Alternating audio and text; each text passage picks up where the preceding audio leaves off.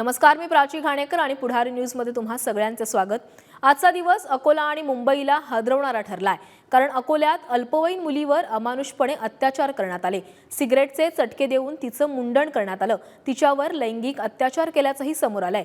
ही घटना ताजी असतानाच महाराष्ट्राची राजधानी असलेल्या मुंबईतही कॉलेज तरुणीवर सामूहिक अत्याचार करण्यात आला।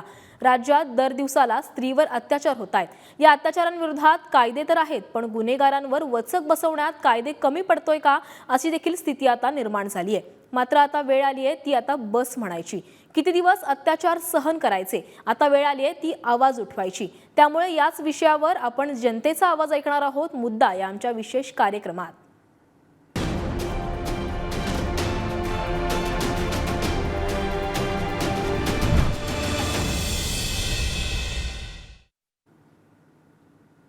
मुंबईमध्ये कॉलेज तरुणीवर अत्याचार करण्यात आले आणि याच घटनेवर मुंबईकरांनीही संताप व्यक्त केला।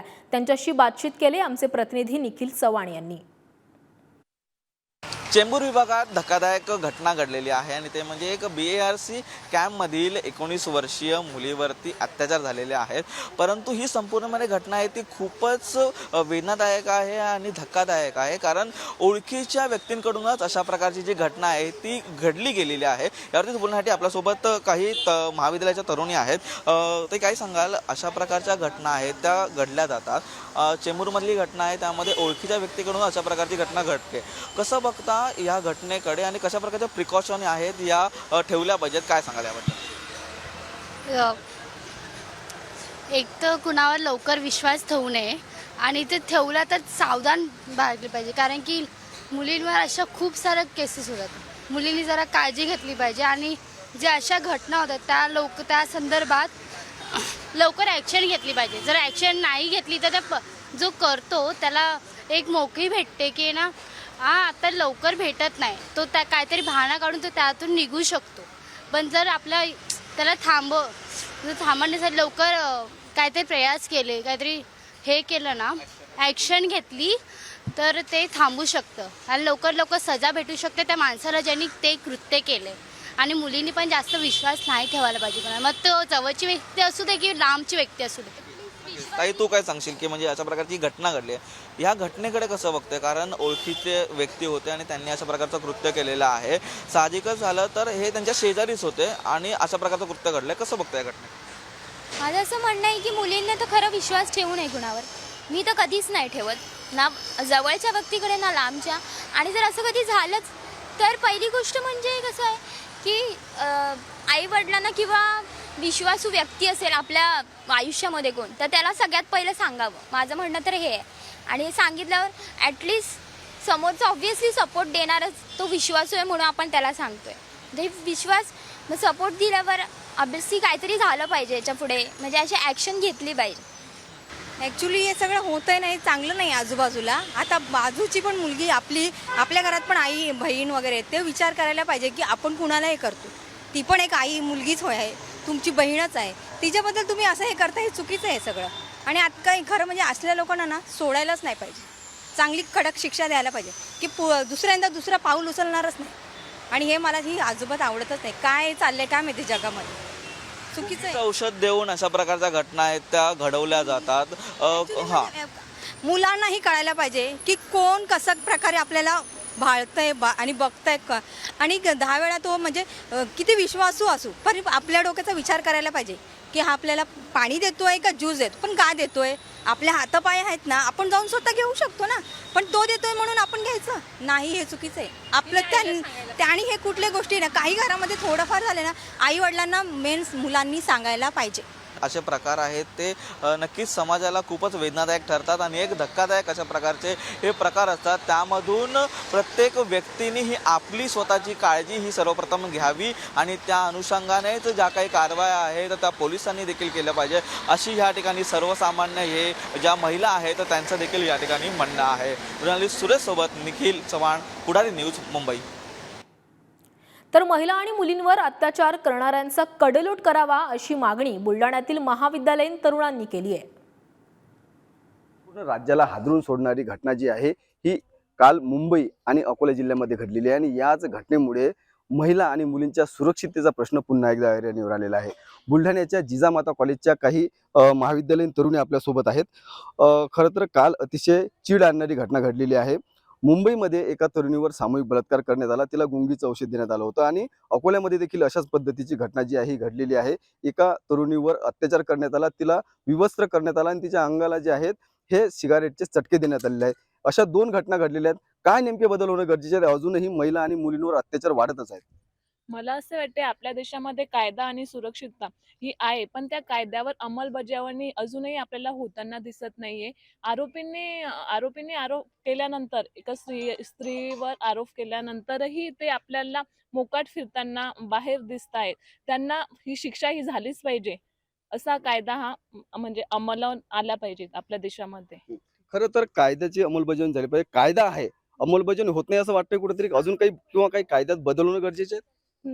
प्रथमतः तर मी या काल झालेल्या घटनेचा, अकोला आणि मुंबईमध्ये झालेल्या घटनेचा जाहीर निषेध करते आणि आपल्या संपूर्ण भारतामध्ये कायदा हा खूप स्ट्रॉंग प्रमाणात आहे, बट त्याची अंमलबजावणी ही तत्काळ होत नाहीये, याला उशीर लागतोय. त्यामुळे आरोपी हे मोकाट सुटलेले दिसत आहेत आणि ते मोकाट आरोपी सुटलेले असल्यामुळे बाकीच्यांना त्याची स्ट्रॉंगनेस येतो की ते सुटतायत तर आपण का नाही सुटणार.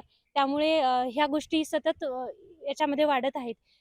साधारणतः आपल्या फॅमिलीपासूनच याचा स्टार्टिंगपासूनच मुलींना असं हे दिलं पाहिजे, मुलींनाच शिकवणी अशी दिली पाहिजे घरामध्ये की त्यांचा सन्मान केला गेला पाहिजे फॅमिलीपासनं. आणि कॉलेजमध्ये असतील तिथेही मुलींचा सन्मान केला पाहिजे आणि सोशल अवेअरनेसचे असे प्रोग्राम्स आपल्या समाजामध्ये घेतले पाहिजे. त्यामुळे की अवेअरनेस वाढेल याचा आणि मुलींना त्रास होणार नाही आणि झालेल्या त्रासामध्ये मुलींनी सुद्धा समाजासमोर आलं पाहिजे. आपल्या कुटुंबामध्ये देखील त्याच्या पद्धतीचे संस्कार होणं गरजेचे आहेत आणि एक प्रकारे जनजागृती देखील होणं या ठिकाणी गरजेचे आहेत. अशा पद्धतीची अपेक्षा काही तरुण व्यक्त करतायत. काय नेमकी समाजाची मानसिकता बदलणं गरजेचं आहे किंवा कायद्यात बदल होणं गरजेचं आहे? तुम्ही एकंदरीत या घटनेकडे कसं पाहता? समाजात बदल होण्याची गरज आहे, पण माझं असं म्हणणं आहे की जे सरकारने काही चेंजेस करावे, जसं की आपण बघतो शिवकालीन काळामध्ये छत्रपती शिवाजी महाराजांच्या काळामध्ये अशा काही घटना व्हायच्या, तर त्या जो आरोपी होता त्याचे एक तर कडेलोट व्हायचे, त्याचे हात वगैरे छाटून टाकायचे, त्याला पूर्ण म्हणजे किंवा डोळे वगैरे काढून टाकायचे. तर माझं असं सरकारकडे विनंती आहे की त्यांनी अशी शिक्षा त्यांना ठोकावी की जेणे त्यांच्या मनात असा विचार जरी आला तशा एखाद्या स्त्रियाकडे बघताना तर त्यांचे अक्षरशः हातपाय थरथरले पाहिजे किंवा त्यांचा असा विचार सुद्धा त्यांच्या मनात आला नाही पाहिजे. माझी अशी इच्छा आहे. नक्कीच 6 वर्षाची मुलगी असेल ते 80 वर्षाच्या म्हाताऱ्या व्यक्तीपर्यंत, महिलेपर्यंत देखील महिला सुरक्षित वाटत नाही. तुम्हाला काय वाटतं, सुरक्षित वाटण्यासाठी कुठले बदल गरजेचे आहेत? तसं तर आजच्या काळामध्ये आपण बघतो की महिला खूप इंडिपेंडंट झाले आहे. म्हणजे त्यांच्या क्षेत्रात ते खूप समोर चालले गेले आणि त्यांचा फॅमिली सपोर्ट पण गरजेचा आहे त्याच्यात. आणि आजच्या म्हणजे काळात ते मुलांची मेंटॅलिटी किंवा मुलींची मेंटॅलिटी ते म्हणजे एवढी काही डिस्टन्स नाही आहे त्याच्यात, पण कुठेतरी ते कमतरता असते त्यांच्या फॅमिली बॅकग्राऊंडपासून. ते सपोर्ट नाही करू शकते आणि त्यांची मेंटॅलिटी अशी पाहिजे की सगळे आपले बहिणी आहे आणि त्याच्यासोबत म्हणजे असं की आपण मुलीकडे पाहण्याचा दृष्टिकोन बहिणीप्रमाणे असला पाहिजे. हां, आणि नक्कीच. बहिणीप्रमाणे आणि कुठलीही मुलगी असो त्यांची अशी म्हणजे संस्कार म्हणजे असले पाहिजे की ते कोणीही असो, न ओळखीचं असो, त्याला ती कधी प्रॉब्लेममध्ये आहे तर ती तो मुलगा की मदतीची प्रत्येक भावना. मुलगा मदत करू शकतो. नक्कीच. एकंदरीत या घटनेकडे तुम्ही कसं पाहता? कुठले बदल होणं गरजेचे आहेत? मुलींना सुरक्षित वाटतंय का? किंवा सुरक्षित वाटावं असं काय बदल होणं गरजेचे आहे? मला या गोष्टीवर जास्त काही बोलायचं नाहीये. फक्त मला हे बोलायचंय की जी स्त्री आहे ती एक महत्त्वपूर्ण अंग आहे आपल्या म्हणजे देशाचा आणि तिच्याकडे एक बहिणीच्या नजरेने तिच्याकडे बघितलं गेलं पाहिजे आणि मुलांनी तिच्याकडे एक आदरपूर्वक भावनेने बघितलं पाहिजे. बस मला एवढंच बोलायचं आहे. नक्कीच या ठिकाणी जर आपण पाहिलं तर महिला हा एक अविभाज्य घटक आहे आणि त्यामुळे कुठेतरी उपभोगाची वस्तू म्हणून महिलेकडे न पाहता त्यांच्यावर घरामध्ये देखील संस्कार होणं गरजेचं आहे. त्याचबरोबर कायदा आहे, परंतु त्या कायद्याची अंमलबजावणी जी आहे ही प्रामाणिकपणे होणं अतिशय गरजेचं आहे. अशा पद्धतीच्या प्रतिक्रिया ज्या आहेत या बुलढाण्यातील जिजामाता कॉलेजमधील या महाविद्यालयीन तरुणींनी या ठिकाणी व्यक्त केलेल्या आहेत. संदीप वानखडे, पुढारी न्यूज, बुलढाणा. दरम्यान याच घटनेवर कोल्हापूरकरांची काय मतं आहेत जाणून घेतलेत आमचे प्रतिनिधी शेखर पाटील यांनी. राज्यभरातल्या अनेक शहरांमध्ये खरं तर अशा पद्धतीच्या अत्याचाराच्या घटना दररोजच होताना पाहायला मिळतात. कोल्हापुरात देखील अनेक वेळा अशा अत्याचाराच्या घटना घडलेल्या आहेत. मात्र मुंबई आणि अकोल्यामध्ये घडलेली घटना जी आहे ती अतिशय अमानवीय खरं तर म्हणावी लागेल, दुर्दैवी घटना म्हणावी लागेल. आणि त्या संदर्भातच कोल्हापुरातल्या युवतींचं नेमकं या संदर्भात काय मत आहे हे देखील आपण जाणून घेऊया. काय वाटतं, एकीकडे या सगळ्या घटना पाहायला मिळतात, आपल्याला रोजच ऐकायला मिळतात. महिलांवरील अत्याचार जे आहे ते कमी होताना पाहायला मिळते. कुणाचा नेमका यामध्ये दोष असू शकतो असं वाटतंय? पोलिसांचा देखील वचप कमी झाला असं वाटतंय? हा, अशा खूप आम्ही घटना ऐकतो पेपरमध्ये म्हणा किंवा न्यूज चॅनलमध्ये. तर थोडंफार कायदा वगैरे सुरक्षित करता येतो का बघायला पाहिजे पोलिसांनी, सरकारने पण थोडं लक्ष दिलं पाहिजे. कोल्हापूर आमच्यासाठी सेफ आहे, पण बाहेर कुठे शिकायला जाताना तेवढा प्रश्न येतो, सो ते जरा केलं पाहिजे. नक्कीच. तुला देखील काय वाटते? एकंदरीत अनेक बातम्या देखील असतात, दररोजच वेगवेगळ्या घटना वेगवेगळ्या ठिकाणी घडतात. पोलीस कुठेतरी कमी पडतात असं वाटते का? पोलीस पण कमी पडत असतील कदाचित, पण बाकीच्यांनी पण तितकंच लक्ष दिलं पाहिजे, समाजानं पण तितकंच लक्ष दिलं पाहिजे ह्या सगळ्या गोष्टींकडे. तर अशा पद्धतीची वृत्ती देखील समाजात आहे, त्यांना कशा पद्धतीनं शिक्षा दिली पाहिजे असं मुलगी म्हणून तुला वाटतं? पहिलं तरी म्हणजे ज्या व्यक्तीकडून ही गोष्ट होतीये त्या व्यक्तीला खरंच कठोर शिक्षा देणं फार महत्त्वाचं आहे. त्याच्याशिवाय म्हणजे त्या व्यक्तीला शिक्षा होतीये हे बघून समोर म्हणजे दुसऱ्या व्यक्ती पण हे असं काही करणार नाही. तुला काय नेमकं वाटतंय, कशा पद्धतीची शिक्षा असली पाहिजे? कठोरात कठोर शिक्षा झालीच पाहिजे, शिवाय कायदे देखील वेगळे बदलण्याची गरज आहे असं वाटतं का तुला या सगळ्या संदर्भात? हा, कायदा बदलला पाहिजेच, त्या व्यक्तीला शिक्षा झालीच पाहिजे, नाहीतर मग परत तसेच होत जातील बाकी अन्याय पण. त्यामुळं नक्कीच. तर या कोल्हापुरातल्या तरुणी होत्या ज्यांनी आपली मतं जी आहेत ती या ठिकाणी व्यक्त केलीत. कठोरात कठोर शिक्षा जी आहे ती संबंधित ज्या व्यक्तीने केलेल्या घटना किंवा जे कृत्य ज्या व्यक्तीने केलेलं आहे त्या व्यक्तीला देखील कठोरात कठोर शिक्षा देखील व्हायला पाहिजे, अशा प्रतिक्रिया इथल्या तरुणींनी व्यक्त केल्यात. कॅमेरामन ओंकार वळवडेसह शेखर पाटील, पुढारी न्यूज, कोल्हापूर. कोकणवासियांनी देखील अकोला आणि मुंबईतील अत्याचाराच्या घटनेवरून चिंता व्यक्त केली आहे. जाणून घेतले आमचे प्रतिनिधी विकास गावकर यांनी. गावगुंडांकडून तर मुंबईत सुद्धा एका मुलीवर अत्याचार झालाय. एकूणच जर बघितलं तर मुलींवरचे जे अत्याचार आहेत ते वाढत आहेत आणि याला नेमकं जबाबदार कोण आहे, पालकांची जबाबदारी काय असते, मुलांची जबाबदारी काय असते, या संदर्भातच आपण चर्चा करणार आहोत. माझ्यासोबत इथे काही मुली आहेत. मला सांग, काय नेमकं कोण जबाबदार असतं एकूणच या अशा ज्या घटना घडतात त्याला जबाबदार कोण असतं? मला असं वाटतं की ह्या ज्या घटना घडतात त्याच्यात खरं तर पालकांचीही चुका नसते आणि मुलीचीही नसते. मुलींनी पालक आपल्याला परमिशन देतात बाहेर जाण्यासाठी, तर मुलींनी आपण सावध होऊन अनोळखी व्यक्तीबरोबर न बोलता बाहेर रात्री अपरात्री न फिरता त्यांनी सेफ्टी राखायला हवी असं मला वाटतं. तू काय सांगशील, कोण जबाबदार असतं या सगळ्याला? मोस्ट ऑफ द जे आपले पॅरेंट्स आपल्याला बाहेर पडायला जी अपॉर्च्युनिटी देतात त्याचा मिसयूज नाही केला पाहिजे मुलीने. आणि मेन म्हणजे स्वतःच्या सेफ्टीसाठी कराटे म्हणा, म्हणजे स्वतःच्या सेफ्टीसाठी असं शिकलं पाहिजे मुली. आणि आपण अननोन पर्सनशी अवॉइड केलं पाहिजे भेटणं वगैरे, मग ते सोशल मीडिया काही असू दे ते अवॉइड केलं पाहिजे आपण. मला सांग की तिने म्हटले की कराटे शिकलं पाहिजे, पण स्वतःहून काही मुली जातात तिथे आणि त्यानंतर अशा पद्धतीचे प्रकार घडतात. म्हणजे मुली सुद्धा किती जबाबदार असतात आणि मुलं सुद्धा किती मुली आहेत जबाबदार, कारण का त्या पुढे गेल्याशिवाय तो समोर सुद्धा येऊन त्यांना अटॅक करू शकत नाही. सो त्यांनी स्वतः सक्षम होऊन त्याच्यासोबत अटॅक करणं किंवा लहानपणापासूनच ते धडे शिकले पाहिजे. तेव्हा ते कुठे जाऊन त्यांना असं अंगामध्ये येऊन ते म्हणू शकतात की म्हणजे मी बलवान आहे आणि त्याला अटॅक करू शकते, असं मला तरी वाटतं. म्हणजे लहानपणापासून त्यांना आई बाबांनी जर त्यांना कराटेमध्ये वगैरे शिक्षण घ्यायला पाठवलं तर त्या तेव्हापासूनच असं सक्षम होऊ शकतात. मला सांग, गुंगीचं औषध देऊन अशा पद्धतीचं ज्यावेळी प्रकार घडतात त्यावेळी तुला काय वाटतं, कशा पद्धतीने म्हणजे जबाबदार असतात मुली सुद्धा, जबाबदार असतात पालक सुद्धा, तुला काय वाटतं की जबाबदार असतो समोरचा जो करणारा असतो तो, त्याला नेमकं जबाबदार कोण ठरवतं? प्रत्येकाची मेंटॅलिटी वेगवेगळी असते. समाजात सगळ्यांनाच सगळं कळतं असं नाही. सगळे शिक्षित आहेत, शिक्षित वगैरे आहेत, पण तरी पण त्यांना काहीतरी स्वतःचं वेगळं त्यांना काय दिसलं तर ते जास्त इन्स्पायर होतात. क्रिमिनल्स वगैरे असतात ते, आणि ते करायला सुटतात. त्यांना थोडी अशी मजा वाटते असं मला वाटतं. अगदी थोडक्यात शेवटी जाता आता काय सांगशील सल्ला, म्हणजे तुझ्या वयाच्या ज्या मुली आहेत त्यांच्यासाठी? एवढंच की अननोन नंबर किंवा अननोन हे असतं म्हणजे सोशल मीडिया याच्यापासून थोडं अलर्ट राहावं. स्वतः अननोन नंबरशी बोलू नये किंवा स्वतः कॉन्टॅक्ट करू नये. काही मुली म्हणजे कशा असतात की स्वतःहून बोलायला जातात. एक आताच्या जनरेशनमध्ये मुलं फ्लर्टिंग टाईप हे बोललं जातं. ते सगळं स्वतःहून पण करायला जातात. मग कधी कधी मुलं सुद्धा बोलतात की मुलीही तितक्याच जबाबदार आहेत त्या गोष्टीसाठी. सो ते कमी करण्यासाठी मुलींनी स्वतः ते कमी केलं पाहिजे. म्हणजे स्वतः जाऊन मुलांशी बोलणं, गप्पा करणं, गॉसिप करणं हे बंद केलं पाहिजे. त्यामुळे आणि लहानापासून थोडे धडे घेतले पाहिजे, कराटे वगैरे थोडं. नक्कीच अगदी पालक आपल्याला शिक्षणासाठी पाठवत असतात, आपण मोठं व्हावं. ह्याचा मुलांनी कशा पद्धतीने फायदा घेतला? हे बघा, पॅरेंट्स बॉईजचे पण तेच पॅरेंट्स असतात, गर्ल्सचे पण तेच असतात. फक्त अपब्रिंगिंग जी असते ती म्हणजे सगळे पॅरेंट्सनी बॉईजनं असं हे केलं पाहिजे की समोरची मुलगी की आपली बहीण आपली असं म्हणजे ॲज अ आपली फॅमिली मेंबर, जर आपल्या फॅमिली मेंबरवर तशी जर इन्सिडेंट घडले तर आपल्याला काय वाटेल तेवढं जर बॉईजच्या पॅरेंट्सनी स्पेशली जर त्यांना तसं जर ट्रीट म्हणजे असं त्यांना त्या वातावरणामध्ये जर आपल्या घरातच तसं असलं तर हे कमी होईल प्रमाण. आपण बघताय की कशा पद्धतीच्या प्रतिक्रिया या सिंधुदुर्ग जिल्ह्यातील कुडाळमधील.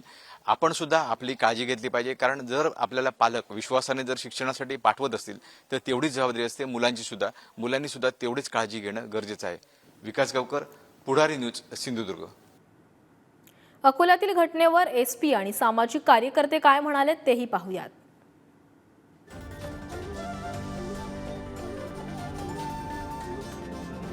अकोल्यात अल्पवयीन मुलीवर अत्याचार करण्यात आले. पीडितेला सिगरेटचे चटके देत मुंडन करून तिच्यावर अत्याचार करण्यात आल्याचा प्रकार समोर आला. तसंच पीडितेला विवस्त्र करून तिची धिंड काढण्याचाही प्रयत्न करण्यात आलाय. अकोल्यातील 14 वर्षीय मुलीवर हे अमानुष अत्याचार करण्यात आले.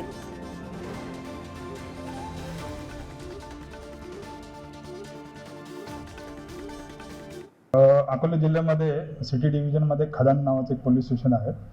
तर त्यामध्ये तक्रारदाराच्या सांगण्यानुसार पीडित मुलीच्या अनुषंगाने 376, 354 या अनुषंगाने गुन्हा दाखल करण्यात आला होता. गुन्ह्याचा रिपोर्ट आल्या तात्काळ त्याची दखल घेऊन आरोपीला अटक केलेलं आहे. आरोपीचा PCR घेण्यात आलेला आहे. त्याला 4 दिवस PCR मिळालेला आहे. आरोपी सध्या अजून कस्टडीत आहे. त्याचा तपास त्या अनुषंगाने चालू आहे.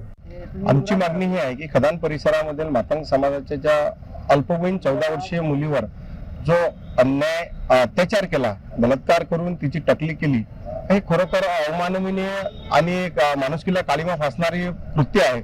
या संदर्भात ही सदर केस फास्ट ट्रॅक कोर्टात चालावी आणि आरोपीला कठोर ते कठोर शासन व्हावे आणि जे त्या मुलीचं पुनर्वसन व्हावं असं मातंग समाजाच्या वतीने आणि वंचित बहुजन आघाडीच्या वतीने आमची मागणी आहे. मुलगी 3 वाजल्यापासून संध्याकाळी 12:30-1 पर्यंत पोलीस स्टेशनमध्येच होती. गुन्हे दाखल झाले, मान्य आहे. पोलिसांनी कोऑपरेट पण केलं, मान्य आहे. पण तरीही इतका वेळ जर एखाद्या नाबालिक मुलीसाठी लागत असेल आणि एवढा वेळ जर जात असेल आणि रात्री 2:30 वाजता लेडी हार्डिंगला गेल्यानंतर जर का मेडिकल होत नसेल तर कमीत कमी तिला ॲडमिट करून घेणं किंवा तिची व्यवस्था करणं एवढं तरी तिथे व्हायलाच पाहिजे होतं. आणि हे सगळं जर होत नसेल तर मला असं वाटतं की शासनाने याच्यावर गांभीर्याने विचार केला पाहिजे. दरम्यान या प्रकरणावरून महिला आयोगाच्या अध्यक्षा रुपाली चाकणकर यांनी काय प्रतिक्रिया दिली आहे तीही पाहूयात. इथे घडलेली घटना ही अमानवीय आणि निंदनीय आहे. एका 14 वर्षाच्या मुलीवरती ज्या पद्धतीने गावगुंडाने अत्याचार केलेत हे निश्चितच निषेधार्ह घटना आहे. यामध्ये सकाळपासून संबंधित तपास अधिकाऱ्यांच्या संपर्कामध्ये आहे. ॲडिशनल SP डोंगरे याचा तपास करतात आहेत. यामध्ये आरोपीला अटक करण्यात आलेली आहे. कायद्याच्या चौकटीतून आरोपीला शिक्षा होईल. राज्य महिला आयोगाच्या वतीनं पाठपुरावा करत असताना यामध्ये शिक्षा देत असताना अशा पद्धतीची शिक्षा व्हावी जेणेकरून त्याचा वचक इतरांवरती देखील राहील आणि अशा पद्धतीच्या घटना घडू नयेत याच्यासाठी आम्ही काळजी घेऊ. या बातम्यांनंतर बुलेटिनमध्ये वेळ झाला इथेच थांबण्याची. ताज्या घडामोडींसाठी पाहत रहा पुढारी न्यूज.